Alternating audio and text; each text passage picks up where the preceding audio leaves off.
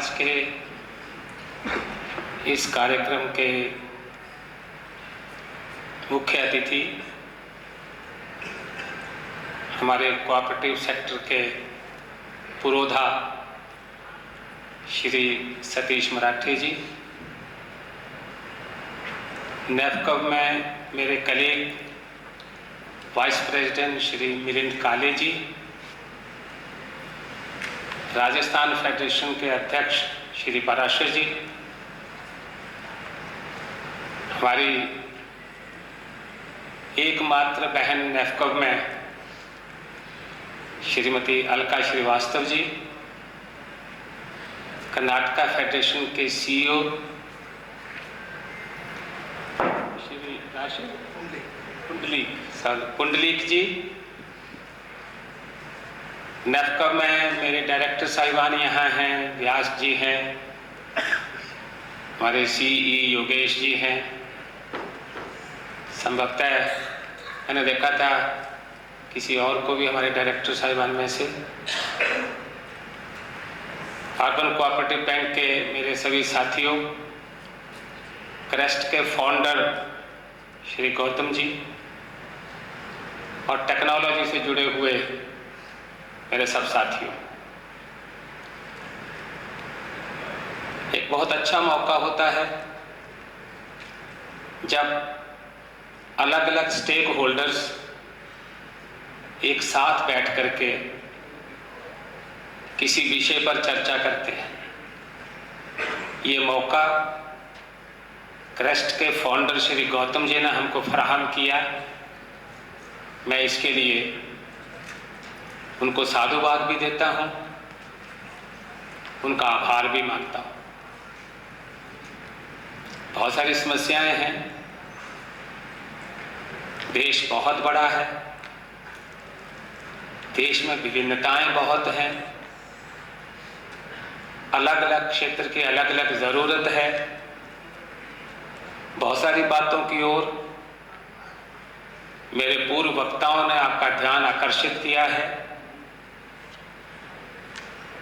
बहुत सारी बातें हैं जो कही जाएंगी, सब कुछ कहने के बाद भी बहुत सारी बातें छूट जाएंगी, क्योंकि 140 करोड़ का भारत, 6 ऋतुओं से संपन्न भारत,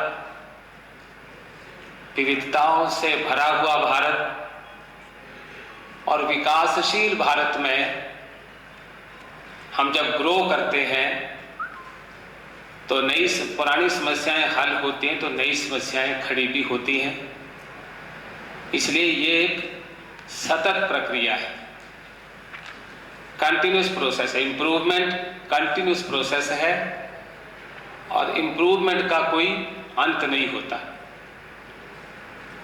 इसलिए कुछ बातों की ओर मैं आपका ध्यान आकर्षित करूंगा, पर फिर भी बहुत सारी बातें छूट जाएंगी।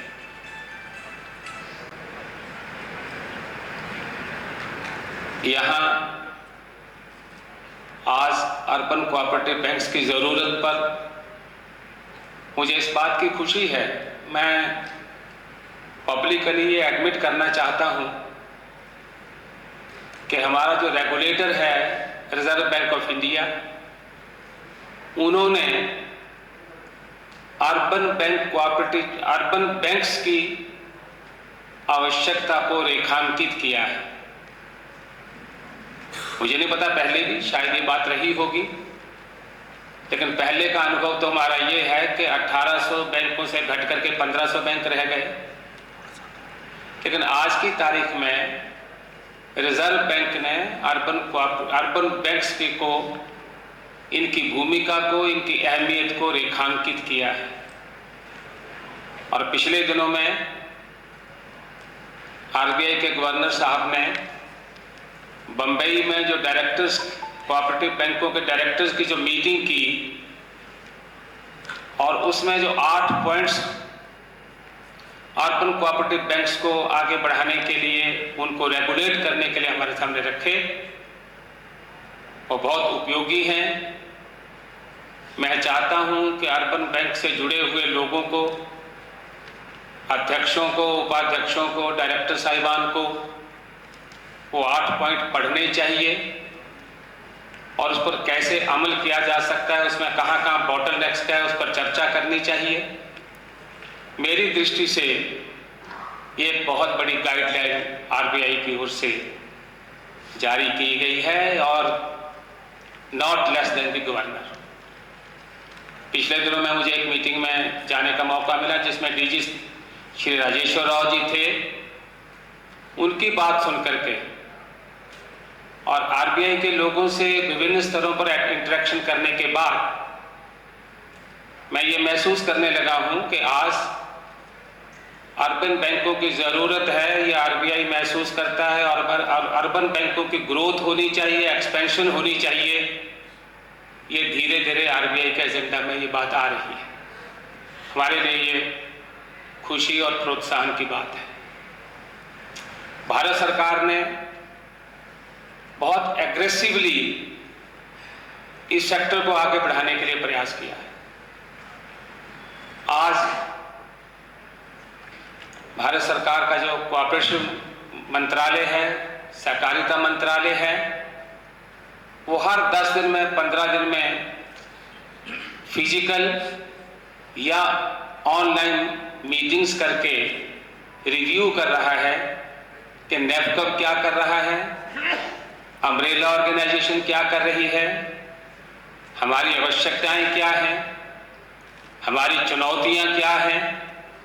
और ये तो आप जानते ही हैं कि सहकारिता मंत्री ने जो रोड मैप बनाया है उसमें उन्होंने कहा है कि 1 टाउन 1 बैंक, हर टाउन में एक बैंक होना चाहिए। ये कहने का सीधा मतलब है कि वो कोई राष्ट्रीय स्तर का बैंक या राष्ट्रीयकृत बैंक तो हर गांव में नहीं हो सकता, उसकी ब्रांच हो सकती है, लेकिन हर टाउन में अगर कोई बैंक बनाना है तो वो कोऑपरेटिव बैंक ही हो सकता है। आज की तारीख में मैं थोड़ा संकोच से कहूंगा, लेकिन मैं ये मानने लगा हूं कि नेफकब, आरबीआई और भारत सरकार तीनों कोऑपरेटिव बैंक्स के मामले में एक पेज पर हैं। ये जो परिस्थिति निर्माण हुई है, इस परिस्थिति का हम कोऑपरेटिव बैंक्स को रचनात्मक इस्तेमाल करना चाहिए। यहां मैं भी ये बात रेखांकित करना चाहता हूं कि अब कोऑपरेटिव बैंकों की भूमिका मांगने वालों की भूमिका नहीं होनी चाहिए।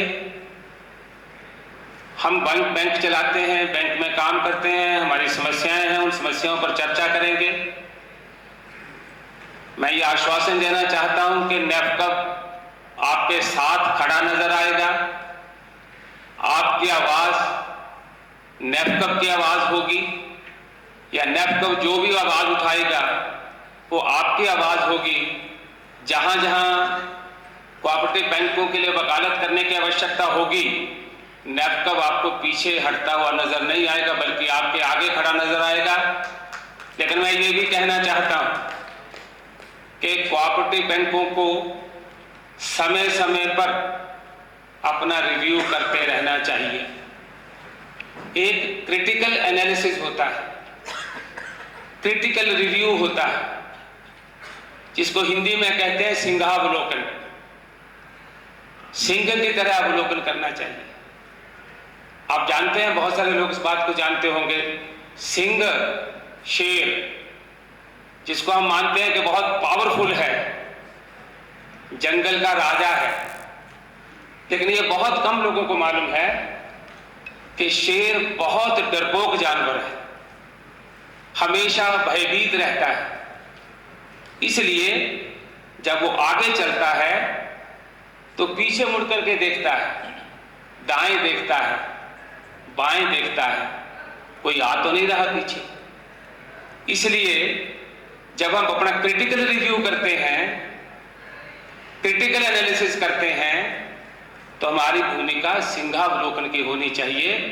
हमको पीछे भी देखना चाहिए, दाएं भी देखना चाहिए, बाएं भी देखना चाहिए, और शेर जैसा बहादुर होते हुए भी ये डर बना रहना चाहिए, किसी व्यक्ति का नहीं, बल्कि ये डर बना रहना चाहिए कि कहीं मेरी गलती हुई तो नहीं, कहीं मेरी गलती हो तो नहीं रही है, कहीं मुझे जहां सुधार की जरूरत है ऐसा तो नहीं है कि मैं नहीं कर पा रहा हूं।